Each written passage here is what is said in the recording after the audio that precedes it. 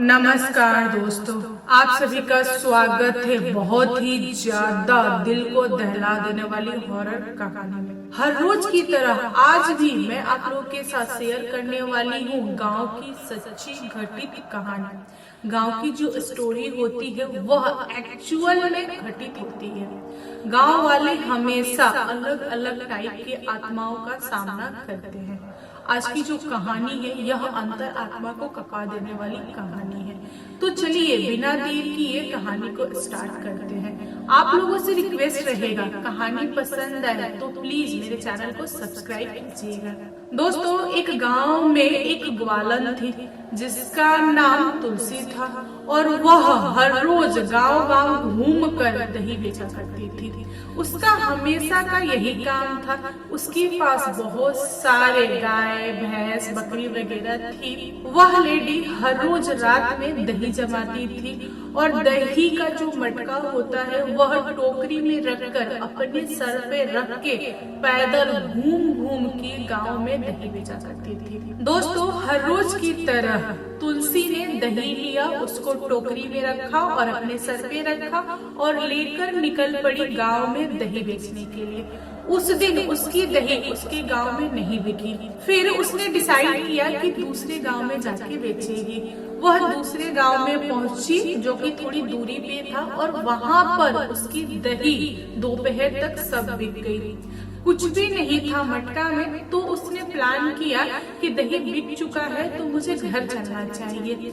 फिर वह खेते खेतानी का रास्ता ले, यानी कि जो खेत वाले रास्ते होते हैं गांव में, वह रास्ता लेकर यह लेडी पहुंची एक बगीचा के पास।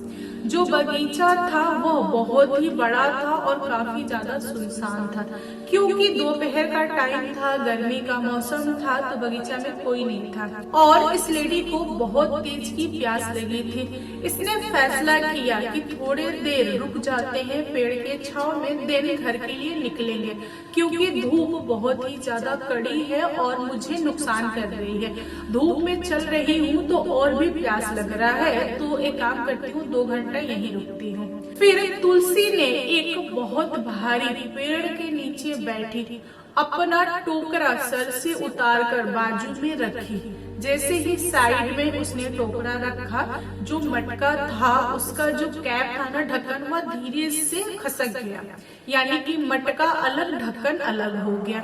यहाँ पर तुलसी को नींद आ गई। बैठे बैठे वह 2 घंटे तक नींद ली। उसके बाद जगी तो उसने पाया कि उसका जो टोकरा बाजू में रखा हुआ है उसका ढक्कन हटा हुआ है और जो मटका है उसमें एक मटका भर के दही आ गया है। यह बहुत ही ज्यादा हैरान और परेशान हुई। इसको समझ में नहीं आया कि सारा दही बिक जाने के बाद से फिर से कैसे दही आ सकता है, वो भी भर के। इस टाइप की दही मैं तो नहीं जमाती। यह दही अलग तरह की दही है और इसमें से खुशबू बहुत ही बढ़िया आ रही है, तो यह कैसे हुआ? यहाँ पर तुलसी थोड़ी सी डरी, लेकिन उसके अंदर थोड़ा सा लालच आया। उसने सोचा कि अभी तो दोपहर ही है, क्यों ना मैं निकलूं और दूसरे गांव में जाकर इस दही को बेच दूं। तुलसी उस दही को ली और दूसरे गांव में गई और दही को बेचना स्टार्ट कर दी। उसने बहुत सारे लोगों को दही बेचा, बहुत सारे पैसे कमाए, लेकिन दही जो था वह कम होने का नाम नहीं ले रहा था। जैसे ही मटका खाली होता था फिर तुरंत मटका भर जाता था। तुलसी को दही बेचते बेचते रात हो गई, लेकिन उसका दही खत्म नहीं हुआ, तो वह इरिटेट होकर उसने दही का मटका उठाया और फेंक दिया। जैसे ही वह मटका जमीन पे गिरा, मटका तो टूट गया, लेकिन उसके अंदर जो दही था वह अचानक से गायब हो गया। यह घटित होने के बाद से वह घर आई और घर आने के बाद से उसने अपने ससुर को बताया कि ससुर जी देखिए ऐसा ऐसा चीज हुआ है मेरे साथ। यह सुनने के बाद से ससुर जी सर पीटने लगे और अपनी बहू को बहुत कुछ बोले कि तुम्हारा दिमाग खसक गया है। अरे पागल औरत, उस दही के अंदर गुल्लड़ का फूल गिरा हुआ था। तुमने क्यों फेंका मटका को? जाओ मटका उठा के लाओ। तुलसी ने अपने ससुर को बोला कि देखिए पापा जी, जैसे ही मटका मैंने फेंका, जो दही था वह गायब हो गया और मटका फूट चुका।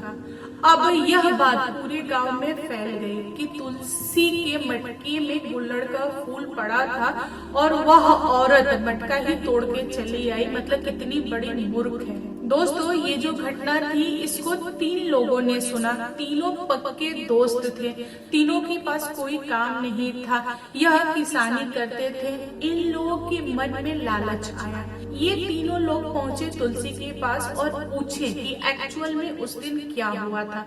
तुलसी ने पूरे दिन की कहानी बता दी। यह सारा इंफॉर्मेशन लेने के बाद से ये तीनों दोस्त पहुंचे उस पेड़ के पास और इन लोगों ने ध्यान से पेड़ को देखा और उस पेड़ पर जितने भी बीज लगे थे वे सारे बीज को देखे।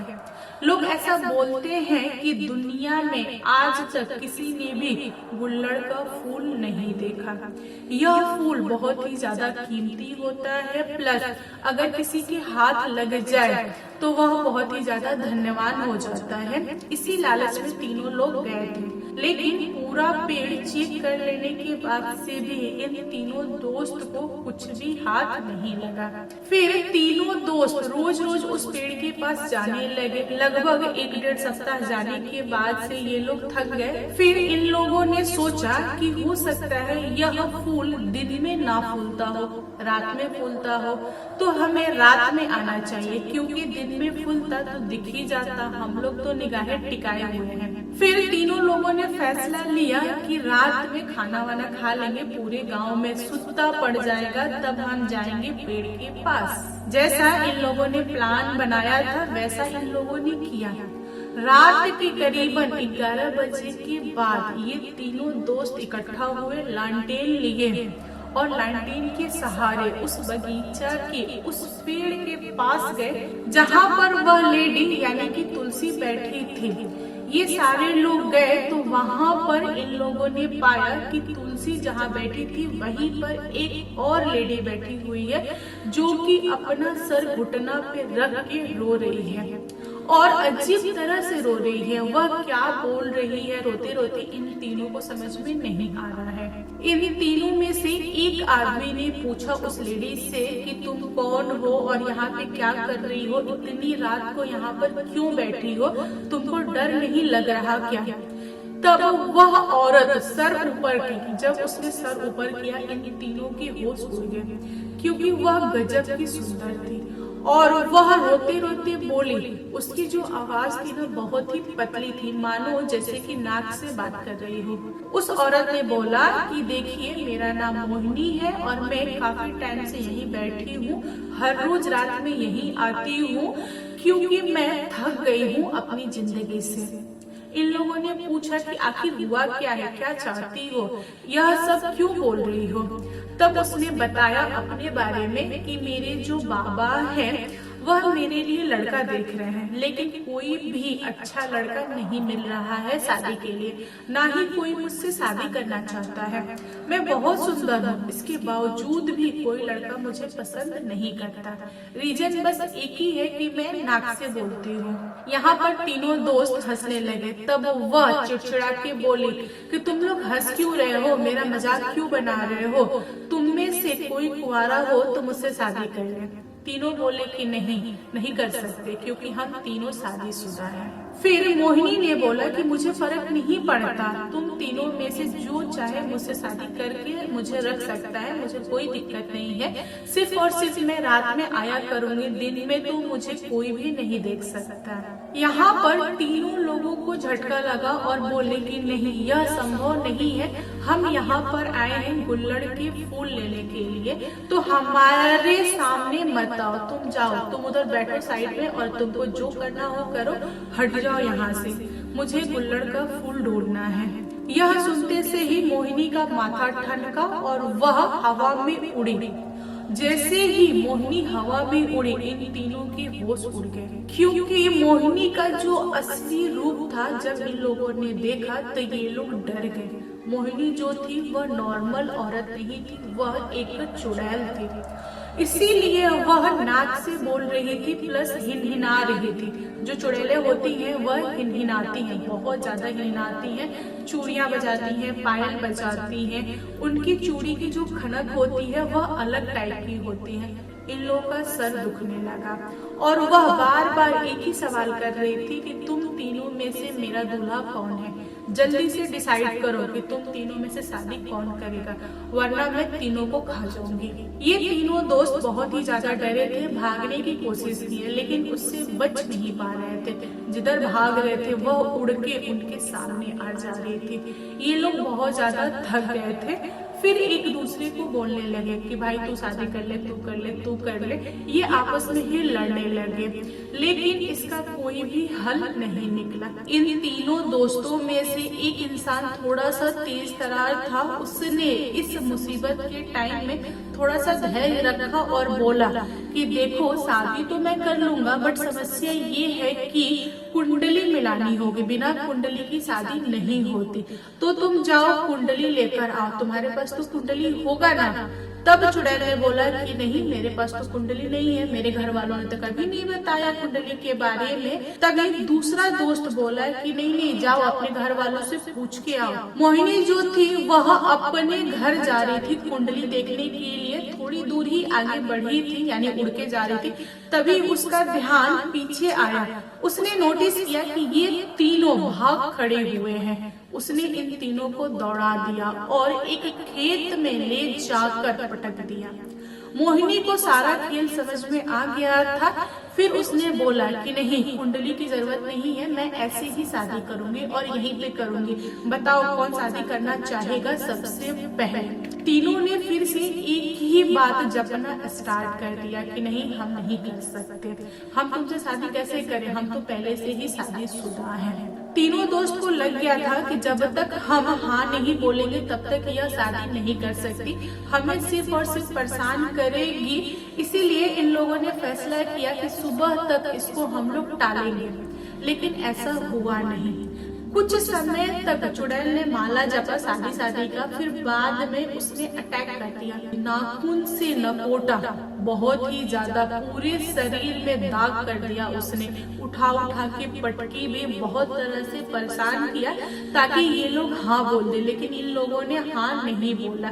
धीरे धीरे ये लोग बेहोश हो गए। जो चुड़ैल थी वहीं पर कुछ समय के लिए बैठी रही ताकि ये लोग होश में आए और मजबूर कर सके शादी के लिए, लेकिन ऐसा हुआ नहीं।